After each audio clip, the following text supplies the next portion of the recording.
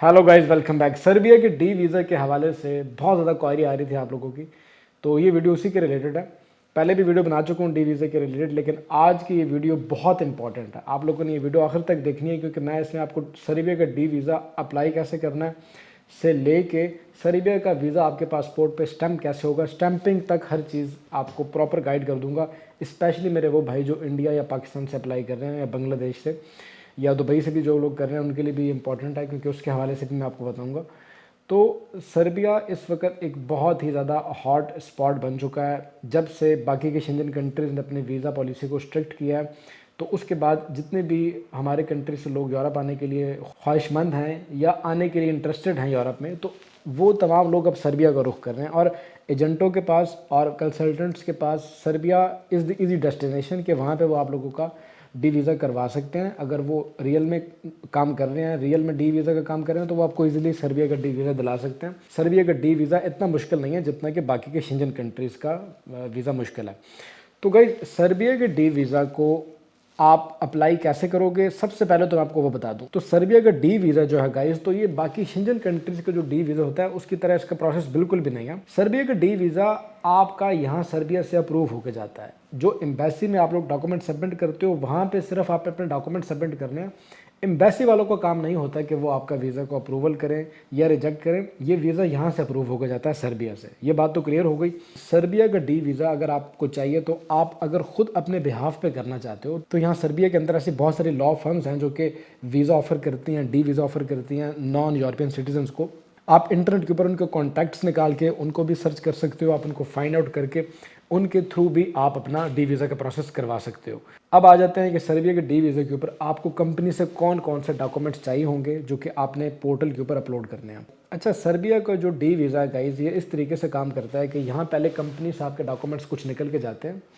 यहाँ से कुछ डॉक्यूमेंट जाएंगे, कुछ डॉक्यूमेंट आप प्रिपेयर करोगे अपने बिहाफ पे, यानी कि आपके पर्सनल डॉक्यूमेंट्स, आपके एजुकेशनल डॉक्यूमेंट्स, आपके पीसीसी पुलिस कैरेक्टर सर्टिफिकेट्स वगैरह।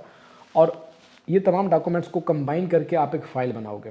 जब आपकी फाइलिंग प्रॉपर पूरी हो जाएगी, उसके बाद आपको सर्बिया का जो इमिग्रेशन पोर्टल है वहाँ पे आपको अपनी आईडी क्रिएट करनी होगी और वहाँ पे जाके आपको अपने ये तमाम डॉक्यूमेंट्स अपलोड करने होंगे। अच्छा, यहाँ से आप जो डॉक्यूमेंट्स होके जाएंगे सर्बिया से, वो कौन कौन से डॉक्यूमेंट्स हैं? उनके अंदर नंबर 1 के ऊपर आ जाता है गाइज आपका एम्प्लॉयमेंट कॉन्ट्रैक्ट।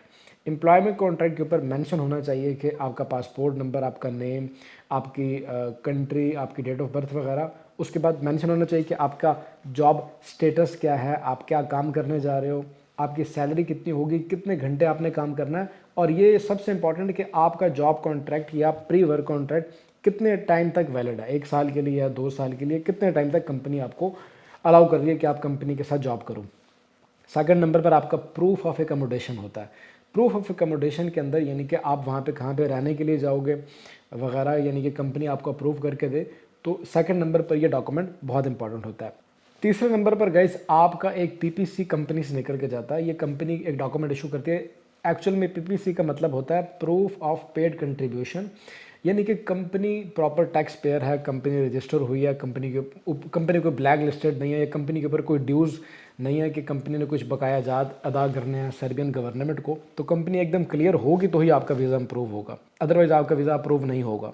और इस डॉक्यूमेंट के ऊपर ये भी मेंशन होता है कि सर्बियन गवर्नमेंट अलाउ कर रही है आपको, नॉन यूरोपियन सिटीज़न को, कि आप सर्बिया में आके काम कर सकते हो इस कंपनी के साथ। यानी कि सादा लफ्ज़ों में मैं अगर आपको समझाऊं, तो गवर्नमेंट का एक अप्रूवल होता है उस कंपनी के पास कि वो किसी नॉन यूरोपियन कंट्री में से बंदे को हायर कर सके। और ये जो अप्रूवल मिलता है आपको, ये डॉक्यूमेंट पीसीसी कंपनी की तरफ से, ये 1 महीने से 3 महीने तक वैलिड रहता है। और अगर आपका अप्रूवल नहीं आता इस टाइम पीरियड के अंदर, तो फिर आपको ये नया बनवाना पड़ता है कंपनी से, और ये नया लेके आपको पोर्टल पे अपलोड करना होता है। इस पीपीसी को यानी कि प्रूफ ऑफ पेड कंट्रीब्यूशन को के डॉक्यूमेंट को आप कंपनी से हासिल कर सकते हो। ये तीसरा डॉक्यूमेंट हो गया। चौथा जो डॉक्यूमेंट है वो कंपनी की एक डिटेल होती है कि कंपनी कब रजिस्टर हुई, कंपनी ने लास्ट ईयर कितना टैक्स पे किया है, कंपनी का क्या रिकॉर्ड है, कितने बंदे काम कर रहे हैं ऑलरेडी कंपनी के साथ, कंपनी का मेन बिजनेस क्या है। तो ये मेन डॉक्यूमेंट है जो कि आपको आपका एम्प्लॉयर यहाँ से भेजेगा। यहाँ से बहुत से डॉक्यूमेंट्स आपका एम्प्लॉयर यहाँ से भेज देते हैं। अगर आप किसी एजेंट के थ्रू अप्लाई करोगे तो आप ये चीज़ नोट करना है कि वो आपको बहुत से पेपर देगा, वो आपको 12-13 फाइलें बना के दे देगा, लेकिन जो काम के डॉक्यूमेंट हैं वो आपको नहीं देगा। तो ये 4 डॉक्यूमेंट हैं, याद रख लो। फाइलिंग करवानी है आपने अगर अपने वीज़ा की, आपने ऑलरेडी अप्लाई कर रखा है तो फाइलिंग आप हमसे भी करवा सकते हो। हमारे मिनिमम से चार्जेस होते हैं, हमारी टीम आपको आपकी फाइलिंग प्रॉपर करके बता देगी कि कौन कौन से डॉक्यूमेंट्स आपको चाहिए और किस तरीके से आपने अपनी फाइलिंग करनी है। मामूली से चार्जेस होते हैं जो कि आपको अदा करने के बाद हमारी टीम आपको प्रॉपर एक फ़ाइल मैनेज करके दे देगी, जिसको आप बाद में अपलोड करोगे सर्बियन इमिग्रेशन के पोर्टल पे और आपका डी वीज़ा बहुत जल्दी आ जाएगा। अब वर्कर की तरफ से कौन कौन से डॉक्यूमेंट्स चाहिए? वर्कर को चाहिए नंबर 1 के ऊपर अपना पासपोर्ट फुल स्कैन होना चाहिए, उसका हर एक पेज स्कैन होना चाहिए, सिर्फ फर्स्ट साइड उसकी स्कैन नहीं करनी, उसका हर एक पेज स्कैन करना। उसके बाद सेकंड नंबर पर आपके एजुकेशनल डॉक्यूमेंट जो भी है, जिस डॉक्यूमेंट की बेस पे आपने ये जॉब हासिल की है, उस डॉक्यूमेंट की सर्बियन लैंग्वेज के अंदर ट्रांसलेशन होनी चाहिए, जो कि सर्बियन गवर्नमेंट से ऑथोराइज इदारे की तरफ से ट्रांसलेशन होनी चाहिए। अगर आपको नहीं पता कि ट्रांसलेशन कहाँ से करवानी है तो आप ईमेल के ऊपर ही पूछ सकते हो, कमेंट सेक्शन में भी आप मैसेज छोड़ दो, वहाँ पे हमारी टीम आपको खुद ही रब्ता करके बता देगी कि ट्रांसलेशन आपने कहाँ से करवानी है अपने इन डॉक्यूमेंट्स की। और जिस इदारे से आप ट्रांसलेशन करवाओ वो सर्बियन अथॉरिटी से या सर्बियन गवर्नमेंट से अथोराइज होना चाहिए कि उसको ये परमिशन है कि वो ये डॉक्यूमेंट ट्रांसलेट करके दे सकता है, तो वही डॉक्यूमेंट चलेंगे आगे इस पोर्टल के ऊपर।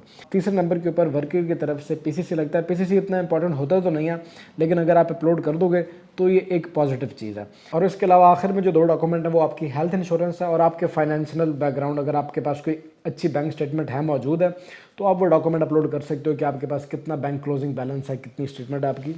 तो एक पॉजिटिव चीज़ होगी, इसके बेस पे आपका वीज़ा जल्दी भी आ सकता है। तो ये डॉक्यूमेंट क्लाइंट की तरफ से लगेंगे और कंपनी से जो डॉक्यूमेंट चाहिए वो पहले बता दिए हैं, ठीक है।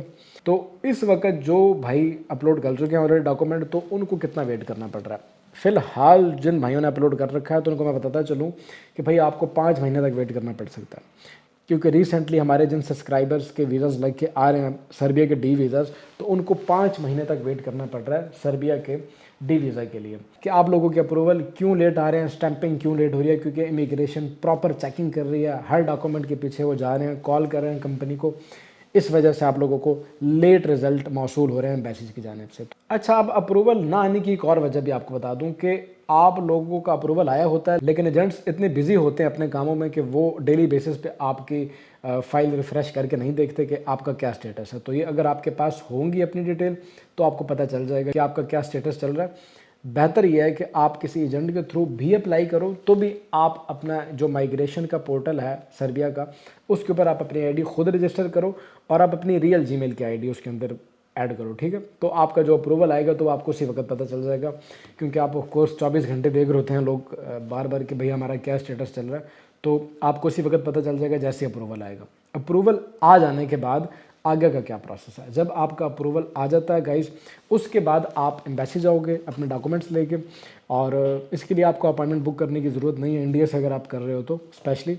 तो 10 साढ़े 10 बजे पहुंच जाना, आप लाइन में लग जाना और उसके बाद आपने अपने पासपोर्ट और अपने डॉक्यूमेंट्स, अपनी फ़ाइल सबमिट करा देनी है, ठीक है। तो वही डॉक्यूमेंट आप साथ लेके जाना जो आपने अपलोड कर रखे हैं ऑलरेडी पोर्टल के ऊपर।